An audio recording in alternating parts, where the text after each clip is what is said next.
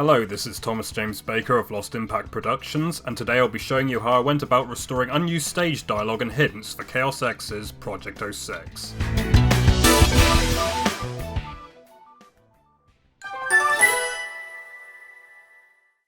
Amongst the many telling exhibits related to Sonic the Hedgehog 2006's rush development is the copious amounts of unused voice clips in the original release.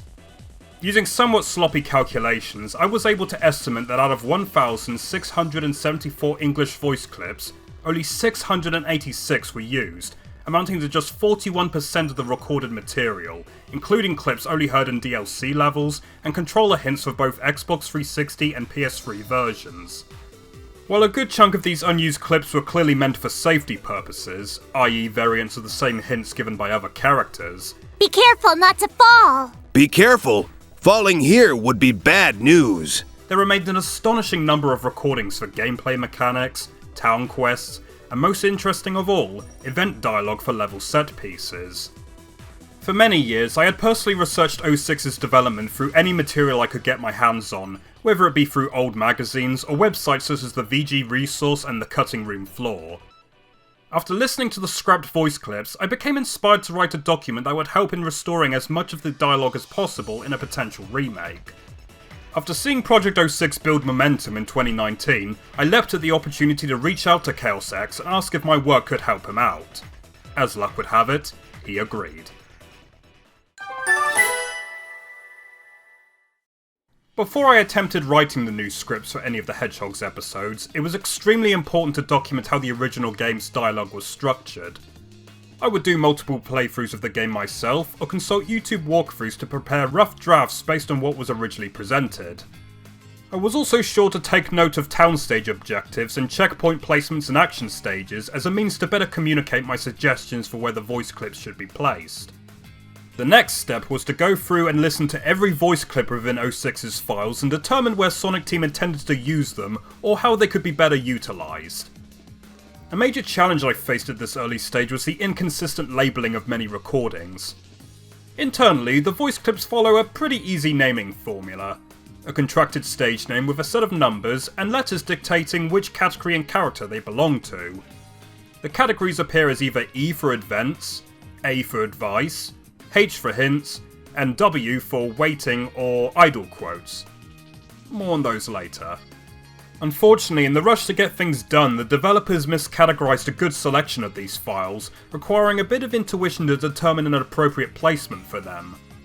The best example of this, I feel, is the new introductory dialogue between Sonic and Elise when they enter the swamp section of Tropical Jungle. Sonic's line was actually used in the original game, albeit in a pretty random area of the stage with no real context behind it. Elise's response, on the other hand, was absent, and the clip itself was a complete mystery to me at first owing to one simple labelling error. This was categorised as a Dusty Desert file. As no other piece of dialogue from that stage supported any kind of context for this one word, I came to the decision that it was most likely intended for the only other princess stage the game had to offer. Restoring it for Tropical Jungle I believe was the right call. The pairing of both clips and a shift towards the beginning of the section made for a much more natural exchange to introduce Sonic and Elise's slower descent into the swamp, following a high-speed chase through the treetops. For my sequencing of the other event clips, it was a much more straightforward process. If there was a section of a level that I felt could be enhanced with an unused line of dialogue, I'd slot it right in. My background in film production certainly helped out during scripting, as I was always conscious over whether a line suited a particular area and what worked best for the story each action stage was trying to present. The original game sounded quite messy with the amount of repeated "Let's get moving" and questionably placed dialogue. I can't wait to get going! But the benefits of an updated script with greater use of alternate lines and shuffling around of audio files I believe speak for themselves. Voice exchanges are a lot more varied and natural sounding, allowing for a much stronger connection between the characters and the player. And this extends to the newly restored idle quotes, continuing the 3D games' tradition of having the characters comment on their surroundings, should you choose to put the controls down for a period of time. The crest of Soliana and an eagle! I see! But this is all just story content, of course. Tutorial dialogue was a whole different matter to tackle. There was a lot more gameplay advice recorded for 06 than was ever utilised, detailing things like character abilities, stage-specific gimmicks, and first-time strategies on how to defeat every type of enemy. The former two were relatively easy for me to drop into the scripts as they didn't require too much thought for where they intended to go, provided you were familiar with the level designs. Enemy hints, however, needed a little extra research into the initial areas each enemy type appeared in for the free campaigns. Similar to Sonic Heroes, I wanted the player to receive on-the-fly advice for every new enemy they encountered, regardless of which Hedgehog story they decided to drop in and out of. 15 years ago, 06 only did this with a selection of enemies, but now everything's a lot more informative. And that's basically the motivation behind these hints being restored, making life easier for players who never got to experience the original game, and to clear up any confusion returning fans may have had about certain mechanics. Once I feel all the dialogue is in place for a Hedgehog's episode, I'd render out the script as a PDF for ChaosX to review and discuss with me over Discord. As the leading mastermind for Project 06, ChaosX's main concern in implementing my work is the technical hurdles such a large dialogue selection demands. Occasionally he will run into issues with some of my voice clips, a common one being how the hints for character abilities contradict changes he has made to them and their new button placement on the controller. When this problem arises, I set about sentence mixing the original recordings to accommodate these updates. I have to be careful not to have any jumps in the edits that would sound distracting, and the results vary considerably based on the limited material I have to work with at times. But all things considered, I think the re-edited hints have ended up sounding pretty good, to the point where you can barely tell in the heat of the action. Spin the net to make it go faster by pressing the B button in front of the net. Other issues Chaos encounters mainly have to do with audio triggers that help play the recordings, but more often than not he is able to resolve them through trial and error. As expected though, he also has his own views on how the dialogue should be structured, forcing us to contend with a few creative differences. Sometimes I agree with his ideas and adjust my scripts accordingly, other times we settle on a compromise, or leave it for future consideration. The important thing to remember though is that we never truly argue over anything. We both want what's best for the game, and when we do hit gold collaborating on an idea, it's really evident in the final product. I was truly thrilled when fan feedback for Demo 3 came through, praising the extended roles Tails and Knuckles had in Sonic's aquatic base. Knuckles' portion and the subsequent run on the Silver Ball by Sonic came about from a discussion me and Chaos had regarding the context of Knuckles' unused transition quote. At first, Chaos was worried he would have to program some kind of AI for Sonic that would travel on the ball while the player deactivated laser barriers as Knuckles.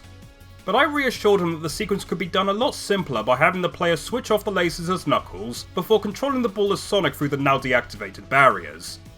Chaos obviously approved of the idea, seeing as it's now in the game, and I couldn't have been happier with how it turned out. It's resulted in a fun little chase scene for Sonic to play through, and finally gives Knuckles a suitable role on the stage that doesn't feel tacked on like the original game's short diversion.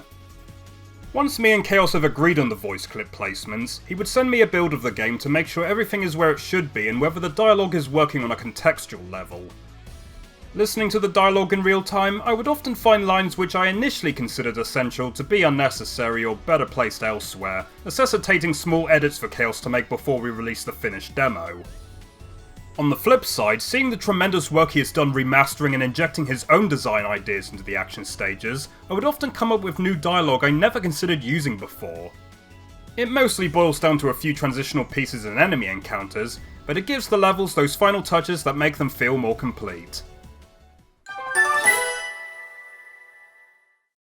While it's had its own hurdles throughout the year and a half I've been doing it, restoring dialogue for Project 06 has proven to be a consistently rewarding experience.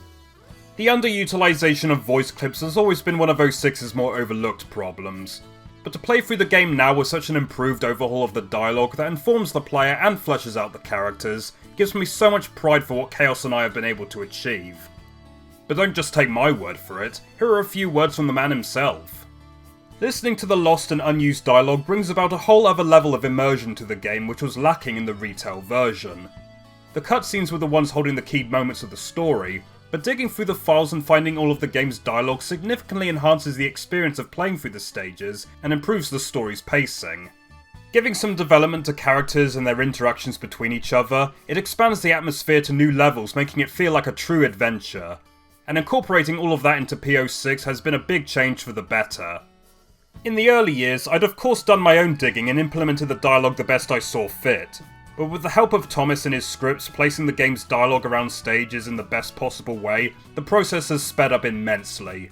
Definitely a remarkable contribution to the project. But of course, there's still a lot of work left to be done. As of this video, Chaos is finishing up work on the voice clips I've suggested for Shadow stages, and I've started looking towards the future by polishing up the scripts I've written for Silver in the last episode.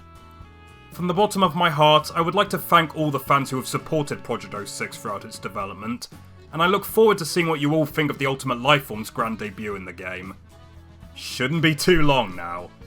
Until then, I am Thomas James Baker, and I'll see you all next time.